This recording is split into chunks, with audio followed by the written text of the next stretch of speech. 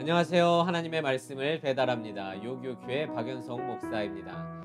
오늘 묵상할 본문은 전도서 12장 12절에서 26절까지의 말씀인데요. 제가 13절에서 16절까지 그리고 24절의 말씀을 봉독하고 함께 묵상하도록 하겠습니다. 내가 보니 지혜가 우매보다 뛰어남이 빛이 어둠보다 뛰어남 같도다. 지혜자는 그의 눈이 그의 머릿속에 있고 우매자는 어둠 속에 다니지만 그들 모두가 당하는 일이 모두 같으리라는 것을 나도 깨달아 알았도다. 내가 내 마음속으로 이르기를 우매자가 당한 것을 나도 당하리니 내게 지혜가 있었다 한들 내게 무슨 유익이 있으리요 하였도다. 이에 내가 내 마음속으로 이르기를 이것도 헛되도다 하였도다. 지혜자도 우매자와 함께 영원하도록 기억함을 얻지 못하나니 후일에는 모두 다 잊어버린 지 오래일 것임이라. 오호라, 지혜자의 죽음이 우매자의 죽음과 일반이로다. 사람이 먹고 마시며 수고하는 것보다 그의 마음을 더 기쁘게 하는 것은 없나니 내가 이것도 본즉 하나님의 손에서 나오는 것이로다. 어제 말씀은 이렇게 시작하고 있었습니다. 전도서 2장 1절입니다. 나는 내 마음에 이르기를 자, 내가 시험 삼아 너를 즐겁게 하리니 너는 낙을 누리라. 그러니까 전도자는 인생의 공허를 채우고자 오직 쾌락만을 위해 나에게 낙을 주었다는 것입니다. 끝까지 달려봤다는 것입니다. 그래서 웃음과 희락만을 추구하기도 했고 내 육신을 위해 술독에 빠져보기도 했습니다. 또한 일에 빠져 집들도 짓고 포도원도 일구고 동산도 만드는 등 사업도 크게 해보았으며 각 왕과 각 지방의 보배, 그러니까 보석을 수집하여 집에 두기도 했습니다. 또한 많은 처첩, 즉 성적 쾌락을 탐닉하기도 했다고 말합니다. 그런데 모든 것을 끝까지 해본 전도자는 이렇게 말합니다. 내가 수고한 모든 것이 헛되다. 그러면서 전도자는 삶의 헛됨을 채울 무언가를 얻고자 오늘처럼 지혜의 시선을 돌립니다. 13절입니다.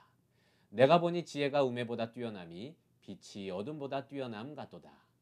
그러니까 전도자는 앞에서 세상에서 누릴 수 있는 모든 즐거움과 성공을 다루었지만 그것의 헛됨을 깨닫고 이제는 인생을 크게 지혜와 우매 두 가지로 삶을 조망하기에 이르렀습니다.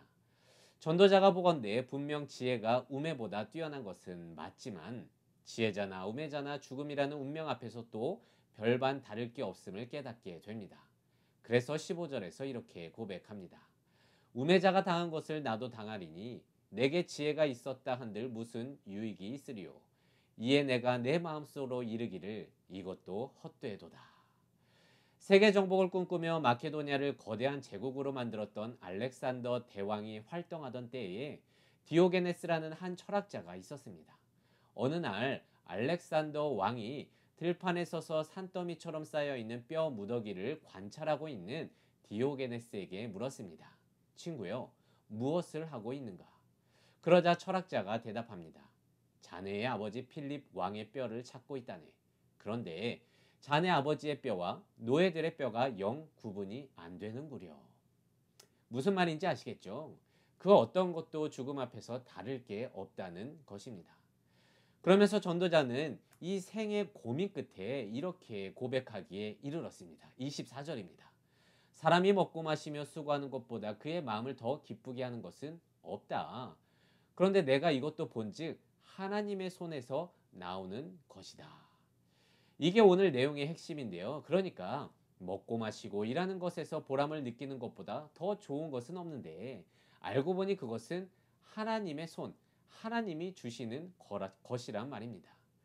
그런데 전도자가 바로 직전에 먹고 마시고 수고도 했었는데 그것들을 다 헛되다고 말하지 않았겠습니까? 근데 왜 지금은 먹고 마시고 일하는 게 기쁨이 된다고 말하겠습니까? 바로 그 차이는 하나님의 손에서 나온다는 것, 그 차이입니다. 그러니까 인간 스스로 만들고자 한 기쁨이 아니라 하나님의 손, 하나님과의 관계 속에서 얻어지고 누려지는 것이 인생을 진정으로 기쁘게 한다는 말입니다. 이전에 현승원 대표가 와서 많은 돈을 벌고 난 후에 남들도 다 하는 것들을 해보았다고 했잖아요.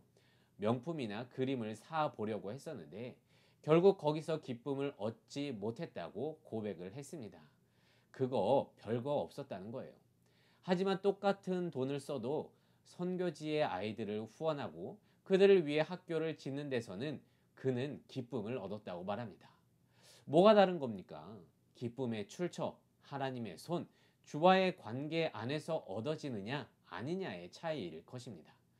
그런데 이는 꼭 하나님과 직접적으로 관련된 일이 아니더라도 일상에서도 찾을 수 있습니다.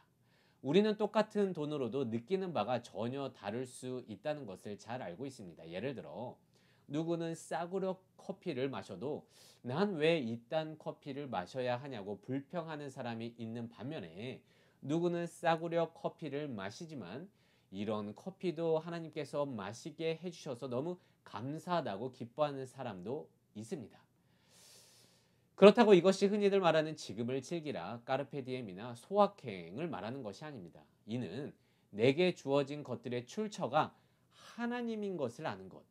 이는 선물로서의 삶에 감사하는 것인데 그럴 때 우리의 인생의 깊이가 달라진다는 것이죠.